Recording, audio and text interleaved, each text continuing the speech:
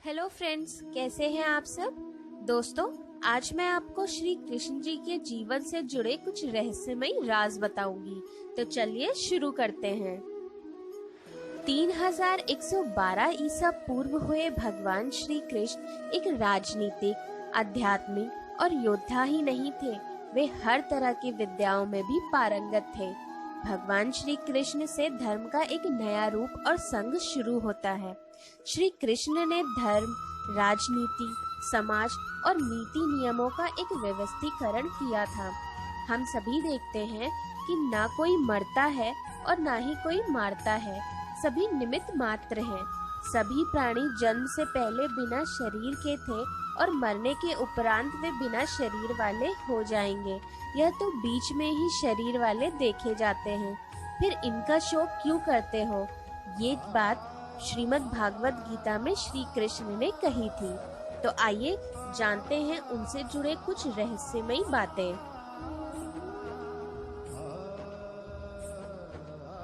कहते हैं कि भगवान श्री कृष्ण की देह बेहद कोमल थी, लेकिन युद्ध के समय उनकी देह विस्तृत और कठोर हो जाती थी। कथाओं के अनुसार ऐसा माना जाता है कि ऐसा इसलिए हो जाता था क्योंकि वे योग और कलारीपट्टू विद्या में पारंगत थे। इसका मतलब यह है कि श्री कृष्ण अपनी देह को किसी भी प्रकार का बनाना जानते थे, इसलिए स्त्रियों के समान दिखने वाला उनका कोमल शरीर युद्ध के समय अत्यंत ही कठोर दिखाई देने लगता था। यही गुण कर्ण और द्रौपदी के शरीर में भी था।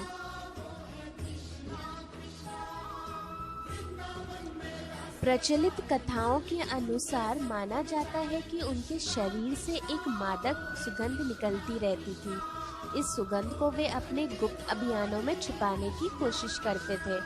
यही खूबी द्रौपदी में भी थी। द्रौपदी के शरीर से भी एक सुगंध निकलती रहती थी जो लोगों को आकर्षित करती रहती थी। इसलिए अज्ञातवास के समय द्रौपदी को चंदन, उपटन इत्यादि का कार्य दिया गया, जिसके चलते उनको सैरंध्री कहा जाने लगा था।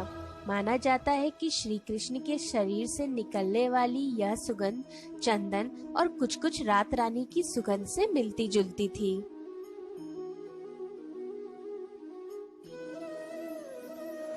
भगवान कृष्ण का जन्म मथुरा में हुआ था। उनका बचपन गोकुल, वृंदावन, नंदगांव, बरसाना आदि स्थानों पर बीता। द्वारिका को उन्होंने अपना निवास स्थान बनाया और सोमनाथ के पास स्थित प्रभास क्षेत्र में उन्होंने अपनी देह छोड़ दी थी। दरअसल भगवान कृष्ण इसी प्रभास क्षेत्र में अपने कुल का नाश देखकर बहुत व्यथित हो गए थे। वे तभी से वहीं रहने लगे थे। जनश्रुति अनुसार भगवान श्री कृष्ण ने जब देह त्याग किया तब उनकी देह के केश ना तो श्वेत थे और ना ही उनके शरीर पर किसी प्रकार से झुर्रियां पड़ी थी, अर्थात वे 119 वर्ष की उम्र में भी युवा जैसे ही थे।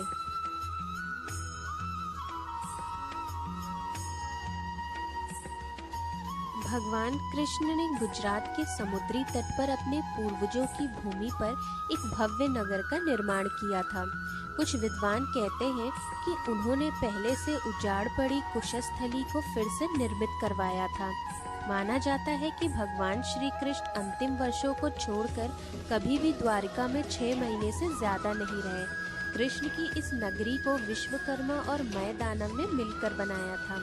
विश्वकर्मा देवताओं के और मय दानव असुरों के इंजीनियर थे। दोनों ही श्री राम के काल में भी थे। इतिहासकारक मानते हैं कि द्वारिका जल में डूबने से पहले नष्ट की गई थी। किसने नष्ट किया होगा द्वारिका को, यह सवाल अभी भी बना हुआ है। हालांकि समुद्र के भीतर द्वारिका के अवशेष ढूंढ लिए गए हैं। वहां उस समय के जो बर्तन मिले हैं वे 1518 ईसा पूर्व से 3000 ईसा पूर्व के बताए जाते हैं।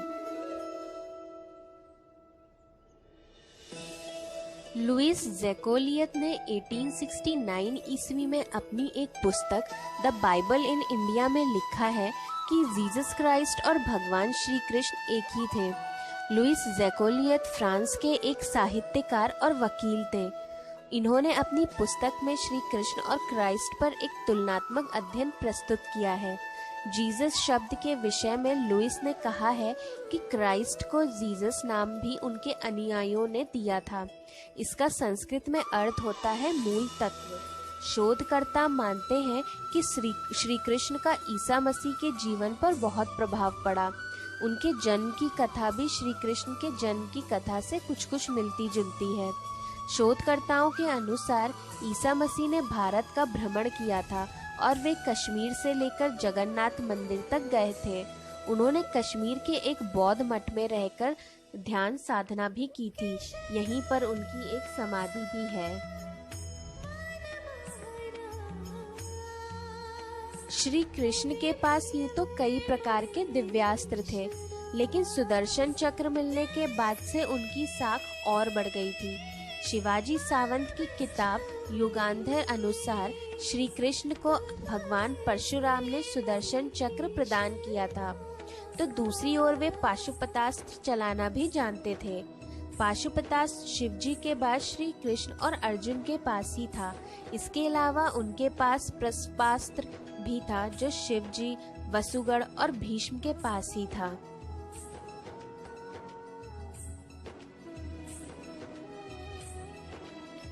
पौराणिक मान्यताओं के अनुसार प्रभु ने त्रेता में श्री राम के रूप में अवतार लेकर बाली को छुपकर तीर मारा था। कृष्ण अवतार के समय भगवान ने उसी बाली को जरा नामक बहेलिया बनाया और अपने लिए वैसी ही मृत्यु चुनी जैसी बाली को दी थी। एक दिन वे एक वृक्ष के नीचे विश्राम कर रहे थे, तभी किसी बहेलिये ने उनको हिरण समझकर तीर मार दिया।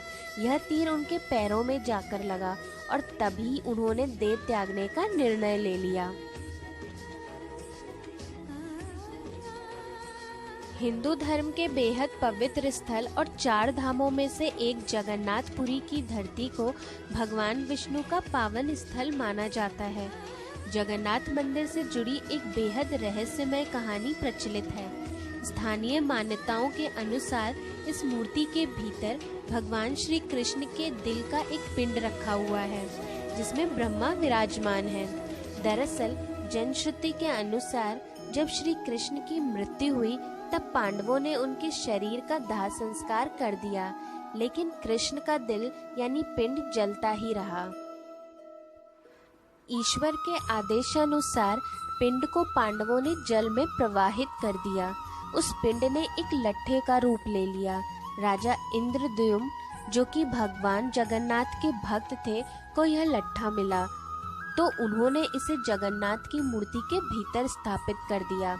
उस दिन से लेकर आज तक वह लट्ठा भगवान जगन्नाथ की मूर्ति के भीतर है। हर 12 वर्ष के अंतराल के बाद जगन्नाथ की मूर्ति बदलती है, लेकिन यह लट्ठा उसी में रहता है। हालांकि यह शोध का विषय हो सकता है।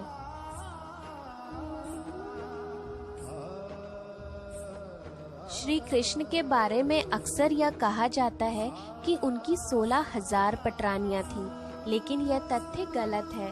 उनकी मात्र 8 पत्नियां थीं। श्री कृष्ण की जिन 16,000 पटरानियों के बारे में कहा जाता है, दरअसल वे सभी भौमासुर, जिसे नरकासुर भी कहते हैं, उसके यहाँ बंधक बनाई गई महिलाएं थीं, जिनको श्री कृष्ण ने मुक्त कराया था। ये महिलाएं किसी की माँ थीं, किसी की बहन तो किसी की पत्नियां थीं, जिनको भौमासुर अपहरण करके ले गया था। दरअसल ब्रह्म वैवर्त पुराण, गीत गोविंद और कथाओं में इसका जिक्र है कि राधा, ललिता आदि उनकी प्रेमिकाएं थीं। राधा की कुछ सखियां भी कृष्ण से प्रेम करती थीं, जिनके नाम हैं चित्रा, सुदेवी, ललिता, विशाखा, चंपकलता, तुंगविद्या, इंदुलेखा, रग्र देवी और सुदेवी। श्री कृष्ण की प्रेमिका राधा का जिक्र महाभारत में कहीं भी नहीं मिलता है। इसके अलावा सबसे पुराने हरिवंश और विष्णु पुराण में भी राधा का जिक्र नहीं मिलता है। भागवत पुराण में भी राधा का जिक्र नहीं है। ब्रह्म वैवर्त पुराण के बारे में कहा जाता है कि संभवतः यह शायद चाणक्य या गुप्त काल में लिखा गया था। माना जाता है कि ललिता नाम की प्रेमिका को मोक्ष नहीं मिल पाया था, तो बाद में उसने मीरा के नाम से जन्म लिया था।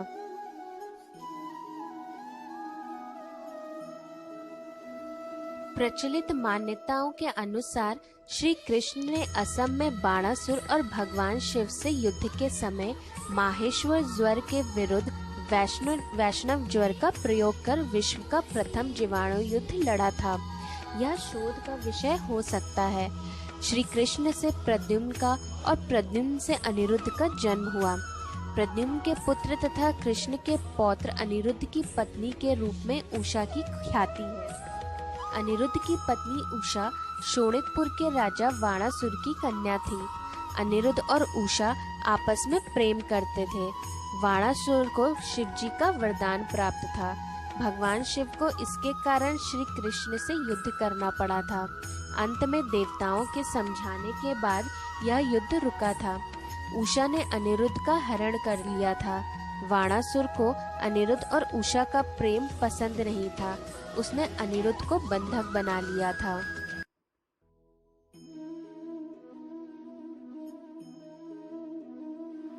भगवान श्री कृष्ण 64 कलाओं में दक्ष थे। एक ओर वे सर्वश्रेष्ठ धनुर्धर थे तो दूसरी ओर वे द्वंद्व युद्ध में भी माहिर थे। इसके अलावा उनके पास कई अस्त्र और शस्त्र थे। उनके धनुष का नाम सारंग था। उनके खड्ग का नाम नंदक, गदा का नाम कौमोदकी और शंख का नाम पांच यज्ञ था जो गुलाबी रंग का था। श्री कृष्ण के पास जो रथ था उसका नाम जैत्र था। दूसरे का नाम गरुड़ ध्वज था। उनके सारथी का नाम दारुक था और उनके अश्वों का नाम शैव्य, सुग्रीव, मेघ पुष्प और बलाहक था। भारतीय परंपरा और जनश्रुति अनुसार भगवान श्री कृष्ण ने ही मार्शल आर्ट का आविष्कार किया था। दरअसल पहले इसे कालारिपयट्टू कहा जाता था। इस विद्या के माध्यम से ही उन्होंने चाणूर और मुष्टिक जैसे दानवों का वध किया था। तब उनकी उम्र 16 वर्ष की थी। मथुरा में दुष्ट रजक के सर को हथेली के प्रहार से काट दिया था। श्री कृष्ण ने मार्शल आर्ट का विकास ब्रज क्षेत्र के वनों में किया था। डांडिया रास उसी का एक नृत्य रूप है। कालारिपयट्टू विद्या के प्रथम आचार्य श्री कृष्ण को ही माना जाता है। हालांकि इसके बाद इस विद्या को अगस्त मुनि ने आगे प्रचारित किया था। इस विद्या के कारण ही नारायणी सेना भारत की सबसे भयंकर प्रहारक सेना बन गई थी। आज भी यह विद्या केरल और कर्नाटक में प्रचलित है।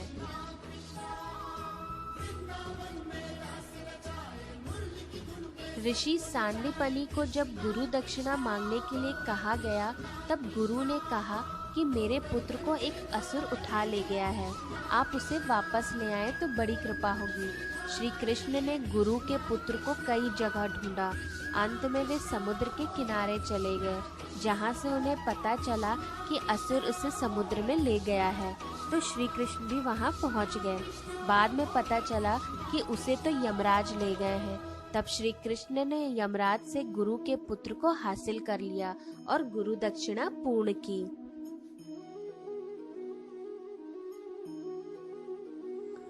अभिमन्यु का विवाह महाराज विराट की पुत्री उत्तरा से हुआ था।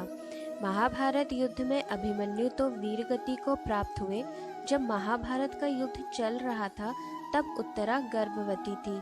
उसके गर्भ में अभिमन्यु का पुत्र पल रहा था। द्रोण पुत्र अश्वत्थामा ने यह संकल्प लेकर ब्रह्मास्त्र छोड़ा था कि पांडवों का वंश नष्ट हो जाए। द्रोण पुत्र अश्वत्थामा के ब्रह्मास्त्र प्रहार से उत्तरा ने मृत शिशु को जन्म दिया था, किंतु भगवान श्री कृष्ण ने अभिमन्यु उत्तरा पुत्र को ब्रह्मास्त्र के प्रयोग के बाद भी फिर से जीवित कर दिया। यही बालक आगे चलकर राजा परीक्षित नाम से प्रसिद्ध हुआ।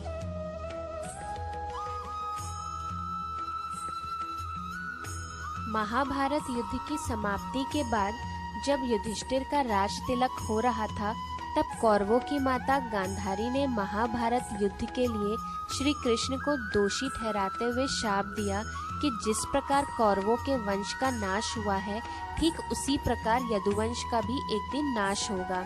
शाप के चलते श्री कृष्ण द्वारिका लौटकर यदुवंशियों को लेकर प्रभास क्षेत्र में आ गए। कुछ दिनों बाद महाभारत युद्ध की चर्चा करते हुए सात्यकी और कृतवर्मा में विवाद हो गया। सात्यकी ने गुस्से में आकर कृतवर्मा का सर काट दिया। इससे उनमें आपसी युद्ध भड़क उठा और वे समूहों में विभाजित होकर एक दूसरे का संहार करने लगे। इस लड़ाई में श्री कृष्ण के पुत्र प्रद्युम्न और मित्र सात्यकी समेत सभी यदुवंशी मारे गए थे। केवल बरबू और दारुक ही बचे रह गए थे। इसके बाद श्री कृष्ण के ज्येष्ठ भाई बलराम समुद्र तट पर बैठ गए और एकाग्रचित्त होकर परमात्मा में लीन हो गए। इस प्रकार शेषनाग के अवतार बलराम जी ने देह त्याग दी और स्वधाम लौट गए। बलराम जी के देह त्यागने के बाद जब एक दिन श्री कृष्ण पीपल के नीचे ध्यान की मुद्रा में लेटे थे, तब उस क्षेत्र में एक जरा नाम का बहेलिया आया हुआ था। जरा एक शिकारी था और वो हिरण का शिकार करना चाहता था। जरा को दूर से हिरण के मुख के समान श्री कृष्ण का तलवा दिखाई दिया। बहेलिये ने बिना कोई विचार किए वहीं से एक तीर छोड़ दिया, जो कि श्री कृष्ण के तलवे में जाकर लगा। जब वह पास गया तो उसने देखा कि श्री कृष्ण के पैरों में उसने तीर मार दिया है। इसके बाद जरा को बहुत पश्चाताप हुआ और वह क्षमा याचना करने लगा। तब श्री कृष्ण ने बहेलिये से कहा कि जरा तू डर मत, तूने मेरे मन का काम किया है। अब तू मेरी आज्ञा से स्वर्गलोक को प्राप्त होगा। बहेलिये के जाने के बाद वहां श्री कृष्ण का सारथी दारुक पहुंच गया। दारुक को देखकर श्री कृष्ण ने कहा कि वह द्वारिका जाकर सभी को यह बताए कि पूरा यदुवंश नष्ट हो चुका है और बलराम के साथ कृष्ण भी स्वधाम लौट चुके हैं। अतः सभी लोग द्वारिका छोड़ दो, क्योंकि यह नगरी अब जलमग्न होने वाली है। मेरी माता पिता सभी प्रियजन इंद्रप्रस्थ चले जाएं। यह संदेश लेकर दारुक वहां से चला गया। इसके बाद उस क्षेत्र में सभी देवता और स्वर्ग की अप्सराएं, यक्ष, किन्नर, गंधर्व आदि आए और उन्होंने श्री कृष्ण की आराधना की। आराधना के बाद श्री कृष्ण ने अपने नेत्र बंद कर लिए और वे सशरीर ही अपने धाम को लौट गए। श्रीमद् भागवत के अनुसार जब श्री कृष्ण और बलराम के स्वधाम गमन की सूचना इनके प्रियजनों तक पहुंची तो उन्होंने भी इस दुख से प्राण त्याग दिए। देवकी, रोहिणी, वसुदेव, बलराम जी की पत्नियां, श्री कृष्ण की पटरानियां आदि सभी ने शरीर त्याग दिया।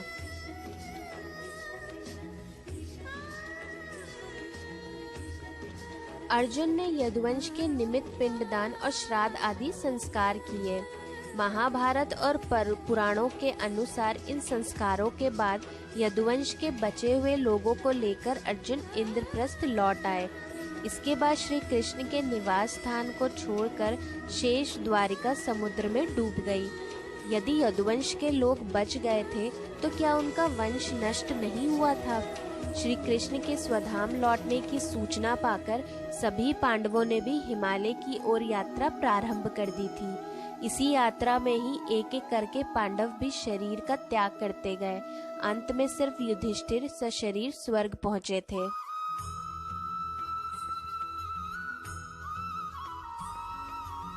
पौराणिक कथाओं और किंवदंतियों से श्री कृष्ण के श्याम वर्ण होने का पता चलता है।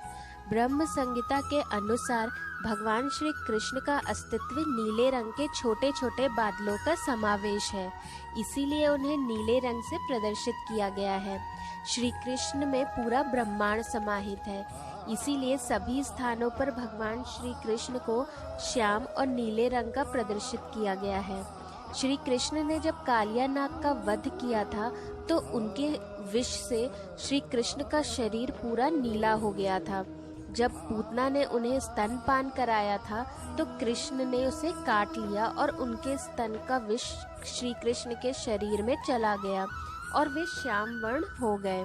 मान्यता है कि श्री कृष्ण भगवान विष्णु का अवतार है और विष्णु जी सागर में निवास करते हैं, इसलिए भगवान विष्णु ने सागर का नीला रंग स्वयं धारण कर लिया है। अधिकांश संतों ने यही कहा है कि अलसी फूल का रंग ही भगवान कृष्ण के शरीर का रंग है। अलसी के फूल का वह रंग जो आपको सुंदर लगे। जनश्रुति अनुसार उनका रंग ना तो काला और ना ही नीला था। यह भी उनका रंग काला मिश्रित नीला भी नहीं था। उनकी त्वचा का रंग श्याम रंग भी नहीं था।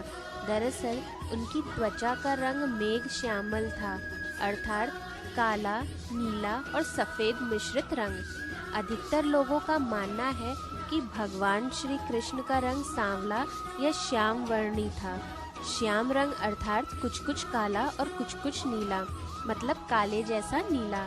जैसे सूर्यास्त के बाद जब दिन अस्त होने लगता है तो आसमान का रंग काले जैसा नीला हो जाता है। श्याम वर्ण का यही सही अर्थ होता है, काला और नीले का मिश्रण रंग।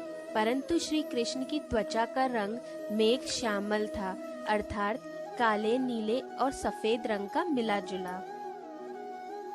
भगवान श्री कृष्ण के नीले रंग के पीछे एक मान्यता है। भगवान श्री कृष्ण को विष्णु जी का अवतार माना जाता है। भगवान विष्णु सदा गहरे सागरों में निवास करते हैं। उनके इन सागरों में निवास करने की वजह से भगवान श्री कृष्ण का रंग नीला है। हिंदू धर्म में जिन लोगों के पास बुराइयों से लड़ने की क्षमता होती है और जो लोग चरित्रवान होते हैं, उनके चरित्र को नीले रंग का माना जाता है। शास्त्रों के अनुसार श्री कृष्ण के नीले रंग के पीछे यह भी मान्यता है कि प्रकृति द्वारा उसकी अधिकतर रचना नीले रंग की है। जैसे सागर तथा आकाश व इन सभी में धैर्य, साहस, समर्पण, त्याग व शीतलता जैसी भावनाएं देखी जा सकती हैं। भगवान श्री कृष्ण भी इन्हीं सर्व गुणों से संपन्न, शांत और सहज स्वभाव के थे। ब्रह्म संहिता में भगवान श्री कृष्ण को नीले बादलों के साथ छमछमाते हुए कहा गया है। संस्कृत शब्द कृष्ण का मतलब है काला या गहरा, और कुछ लोग इसे आकर्षक भी कहते हैं। कुछ ये मानते हैं कि श्री कृष्ण का ये रंग नहीं बल्कि उनकी आभा या प्रभामंडल है।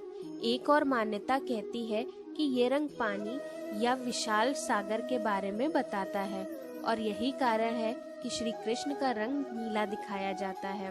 पौराणिक कथाओं के अनुसार श्री कृष्ण के नीले रंग को प्राप्त करने के पीछे यह कहा जाता है कि भगवान विष्णु ने धरती में अवतरित होने से पूर्व देवकी के गर्भ में 2 बाल निरूपित किए थे, जिनमें एक बाल का रंग नीला व दूसरा सफेद था, तथा दोनों ही बाल माया के प्रभाव से चमत्कारिक रूप से रोहिणी के गर्भ में स्थापित हो गए। सफेद रंग के बाल से बलराम का जन्म हुआ तथा नीले रंग के बाल से श्याम वर्ण के भगवान श्री कृष्ण का जन्म हुआ।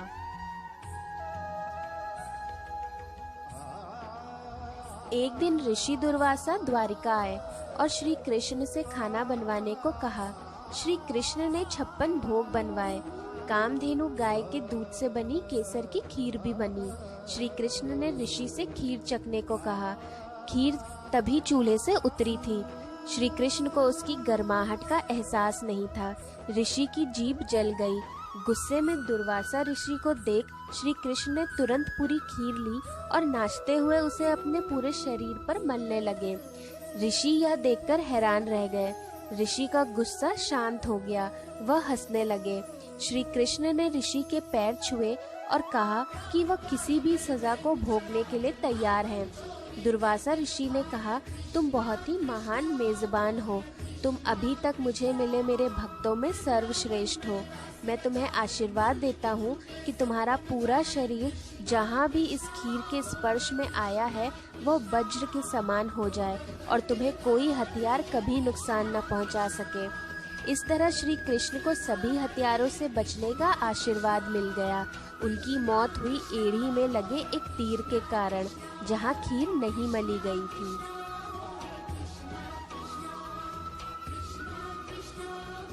कहा जाता है कि इस प्रतिदिन भगवान श्री कृष्ण की पूजा उनके नाम बोलकर करने से हर इच्छा पूरी हो सकती है।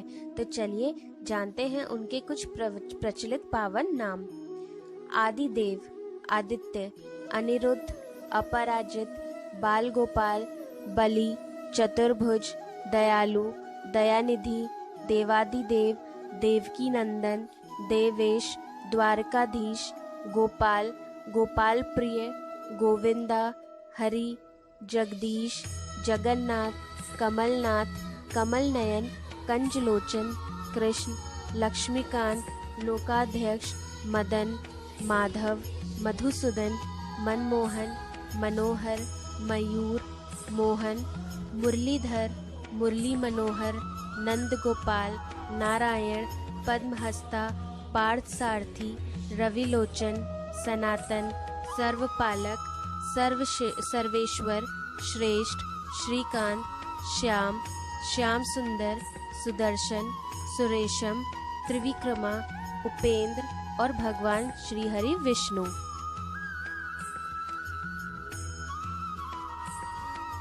चीरहरण के समय द्रौपदी ने श्री कृष्ण का ध्यान किया था और द्रौपदी की साड़ी इतनी लंबी होती चली गई कि दुशासन थककर बैठ गया। इस तरह श्री कृष्ण ने द्रौपदी की लाज बचाई। द्रौपदी और श्री कृष्ण की इस लीला से कौरवों की पूरी सभा ने श्री कृष्ण को भगवान के रूप में जाना। महाभारत युद्ध के दौरान हर दिन मूंगफली खाकर युद्ध में मरने वालों की संख्या की भविष्यवाणी करना यह भी बताता है कि श्री कृष्ण मानव नहीं, महामानव हैं।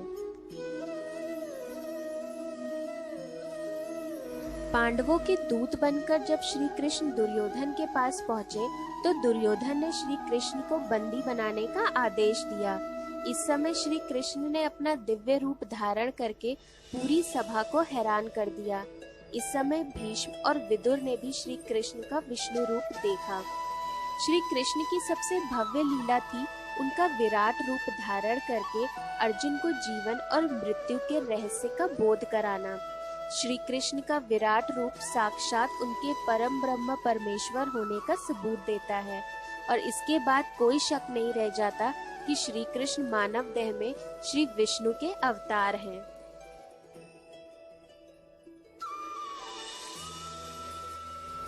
कृष्ण जन्म के समय जेल के द्वार खुल जाना, पूतना, कालिया, नागलीला, कंस सहित कई राक्षसों का वध, कई मृत लोगों को कृष्ण द्वारा जीवित कर देना, गोवर्धन पर्वत को अपनी छोटी उंगली पर उठा लेना आदि अनेक उदाहरण हैं जो श्री कृष्ण को भगवान सिद्ध करते हैं।